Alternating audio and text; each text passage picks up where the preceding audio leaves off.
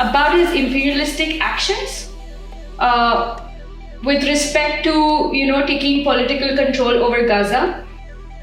So you have used the word imperialistic. So there's a clear delusion of the rule-based world order which was created after the end of Second World War, that is post-45. Rule-based world order which was created by US itself.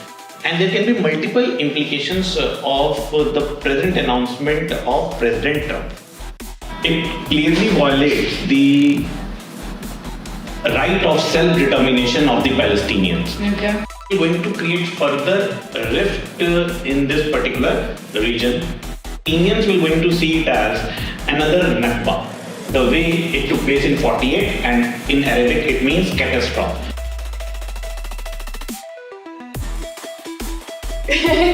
Guys. Can I say guys? Yeah. Hi guys. Of course it is. Yeah. Okay. Hi guys, this is Shachikal Shresh and I'm here with Rahul sir. Sir, welcome to your own podcast. Thank you, Suchi. How are you? Good to see you. Good to see you too, sir. Sir, so President Trump is back. Yeah. And, there's been a lot of news about the changes he's bringing about at a global scale, including the removal from WHO, his trade wars, the immigration policies. He has been threatening judges of the ICC. And if you look at your previous podcast on Greenland, we've learned a lot about his actions over there and his remarks. So what I particularly want to understand today from you is about his imperialistic actions with respect to, taking political control over Gaza. So what would be your takeaways? So you have used the word imperialistic. Huh? Yes. Suchi, I hope I hope you remember the difference between the word imperialism and colonialism, which we discussed in the class. Yes, sir. So can you, if you can, just let us know what is the difference between these two words, or you want me to explain this thing again? No, sir. I think how you explained it was really good. So you should. What do you remember? The difference between imperial. What do you think? This announcement of Trump of taking over the political control over the territory called Gaza and turn it into the Riviera of the Middle East. What do you think this announcement seems to you? It's a colonialist. If US will really do this thing of taking over the political control over territory, what do you think this act will going to be? In which category will put it? It's a colonialist. It will be colonialism or it will be imperialism.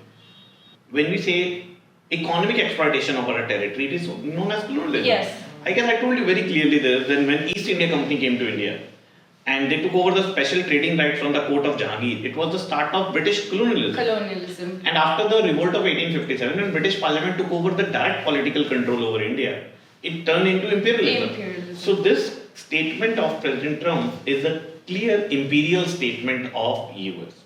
Threatening Denmark with coercion to take over the control over Greenland is the imperial statement of US. Okay.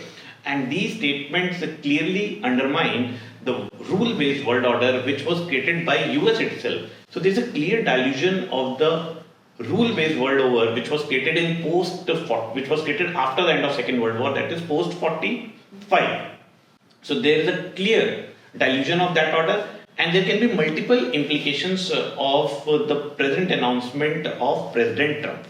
It clearly violates the right of self-determination of the Palestinians. Okay. And so many resolutions being passed in the Security Council and in the General Assembly which clearly recognizes the right of self-determination. And this proposal clearly violates that. Okay. The second thing is that this announcement itself goes against Trump's own vision of 2020, where he was saying that we need to ensure their sovereignty. And this proposal sounds more as a real estate deal than a step towards the real political solution of this issue. Third thing is, it will going to create further rift in this particular region, as he has proposed that the displaced Palestinian needs to be settled in Jordan and Egypt. Okay. So this will going to create further instability and a rift in the region. fourth thing is what I can see is that the Palestinians will going to see it as another Nakba. The way it took place in 48, and in Arabic it means catastrophe. So for Palestinians, they will not going to, they have a lot of emotional attachment to this land. They will never going to accept this proposal, and they will going to see it as another catastrophe for them. Okay. And the last implication of this proposal could be the rise of Islamic fundamentalists again, and parties like Muslim Brotherhood will further gain a lot of strength, and they will try to increase their influence in the region. So I guess these are the major, these can be the major takeaways of this proposal of President Trump. Okay, very interesting. Thank you, sir. So what do you think will be the regional implications of this? So it can have it can have like a cascading effect. The first thing which I said, that first main thing which will going to happen with this is, even it's a bleak possibility that US will push this plan as per my understanding, but if US will try to do that, a lot of tensions will escalate in the region. So the first major implication which can have the first major short-term implication and a direct implication of this announcement is that recently we have seen Hamas and Israel has signed a peace deal. Now Hamas, still a lot of hostages, Jewish hostages are in the control of Hamas. So Hamas can come out of these peace deal. Right. So this can be the immediate implication of this announcement, that Hamas can end its peace deal with Israel. Second thing is, as I said, that it can push Islamic fundamentalism. Now the leadership of another regional implication is that leadership of Jordan has clearly refused. They are going to take these displaced Palestinians into Jordan. So they are very clear, if Israel will try to push the Gazans or the Palestinians into Jordan, they will see it as a declaration of war. Okay, and they will see it as a declaration of war and a breach of the 1994 peace treaty. This peace treaty was signed between Jordan and Israel under Madrid Peace Accord. So they will see it as a breach. Now, there's another angle to this. Why Jordan is so skeptical about accepting Palestinians into its soil is that way back in 1970, the Arab Palestinians, they planned a coup against the leadership of Jordan. Okay. So they are very skeptical about bringing these violent factions onto their soil. Okay. And same is the fear for Egypt. So Jordan and Egypt will never going to accept this proposal of displacing Palestinians from Gaza and settling them in Jordan and Egypt. So it is one of the biggest challenge for them also. So these are the one thing, Arab world will never going to accept this proposal. It can lead to the rise of Islamic fundamentalism. Parties like Muslim Brotherhood can again gain their stronghold. And the Egyptian president Al-Sisi, he came to power fighting these factions only. Okay. So it's a direct threat and challenge for the leadership of Jordan. Understood. Okay, so one thing, it can impact Hamas-Israel deal. It can escalate tensions with the Arab states. Also, the leadership of Saudi, who is one of the ally of US, has also criticized this announcement of President Trump. And Saudi leadership also stands for two-state solution. There was a time when, few years back, Saudi and Israel were coming closer. They were very close to sign a peace deal. This war has brought the issue of Palestine again at the forefront, and now leadership of Saudi Arabia is taking this stand that they stood with the issue of Palestine and they demand the creation of two states. Also, if Saudi will not support this issue, Iranian leadership can project itself as the one who is ready to support the issues of Islam. Though Iran is a state of Persia, has nothing to do with the Arab world, but Iranian leadership right now trying to project itself as a leadership who is ready to protect the interest of the Muslims in the region and in the world. So Saudi not taking a strong stand will increase the legitimacy of the state of Israel further. Will further going to strengthen the leadership of Iran in the region. So this announcement will bring rift between the Arab states and the US. Okay. Third thing which can happen is that US-Iran tensions will further increase and US will try to further pressurize Iran in the region. Okay. So this is the proposal which is at a very nascent state. Though the leadership of Israel is very fine with this proposal, as this proposal clearly aligned with the aspirations of the leaders of Israel. So Netanyahu has already welcomed this, and this is a clear alignment of the US leadership with the interest of the Israel. Now, very interesting aspect which has happened after this proposal is that Trump has come to power, and in his electoral speeches he said, I'll pursue American first policy, and my objective is to push for a mega movement, that is make America great again. Yes. Now there are Republican leaders who have questioned this announcement of Trump that I guess we voted for America first, and why now America again wants to interfere in other arenas and wants to take over the control over Gaza. And this proposal is totally against for which Trump stood for during the electoral politics in the US. So Republicans are asking this question that why this announcement by Trump? Because I guess we voted for America first. So why America wants to intervene in others' affairs? Because what Trump announced that I'm going to withdraw US from various political arenas. So this proposal for the Republican goes against the policy which Trump assured that the kind of foreign policy which US will going to pursue. Yeah.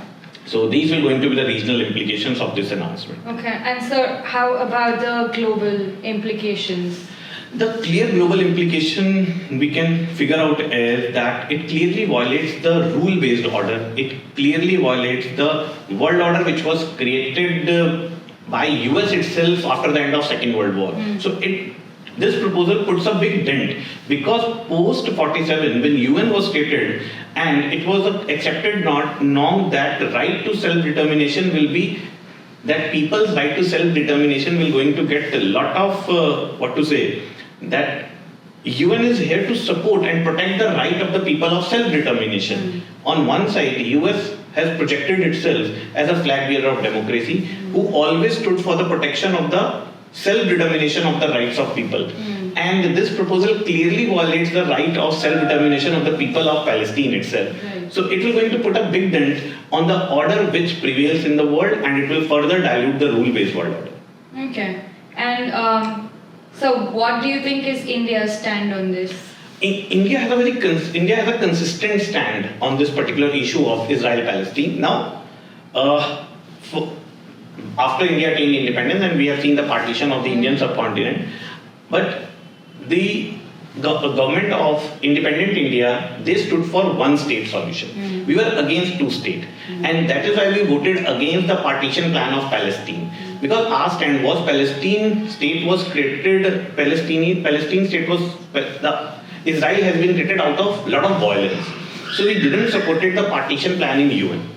But later we recognized Israel, but despite giving recognition, we didn't establish diplomatic ties. So it was recognition without having diplomatic engagement with Israel. Okay. Now dynamics changed in 1993 when Oslo Accord was signed. Oslo Accord was between Israel and the leaders of PLO, also known as Land for Peace proposal, in which Israel agreed for two-state solution. PLO agreed to accept the legitimacy of the state of Israel. Once PLO gave recognition to the state of Israel, India started diplomatic engagement with Israel. We de-hyphenated our policy towards Israel-Palestine, and since then India is having consistency in its stand, and we are one of the strongest supporter of two-state solution as per the Oslo Accord. Okay. So India wants two-state solution with East Jerusalem should be the capital of Arab Palestine. And Israel, the territories which are under the control of Israel in West Bank, we consider those settlements, those Jewish settlements also as illegal settlements. So India, according to India, Israel should vacate these settlements, give the political control of West Bank and Gaza into the hands of PLO with East Jerusalem as their capital. Though this stand seems more idealist because Israel has already built a lot of settlements. If you see the map of West Asia, if you see the map of right now Palestine, the amount of territory which Israel has took over, very less territory has left for the Arabs. Yeah. And that is why scholars have started proposing that people of Palestine, that is people of Israel and Gaza and West Bank, they should start thinking, and though it's hope against hope, they should start thinking of one state solution. Right. And Arabs and Jews needs to learn to live in peace with each other, and they should accept the value of peaceful coexistence. Though this is just an idealist hope, only idealists can hope for this, because Arab factions or Arab leaders, they are not at all ready for one state solution, and they are adamant for their demand of two-state solution. So all this, I guess, will going to further create complication in the region, and the biggest setback of this announcement can be the recent peace deal which has been signed between Hamas and Israel, though India is consistent in its stand of supporting two-state solution. Okay. Yeah, very helpful. Thank you, sir. Okay, Suchi? No, very helpful. Thank you, sir. And hope we'll keep discussing more of these interesting issues with you. For sure. Okay, thank you. Bye, take care.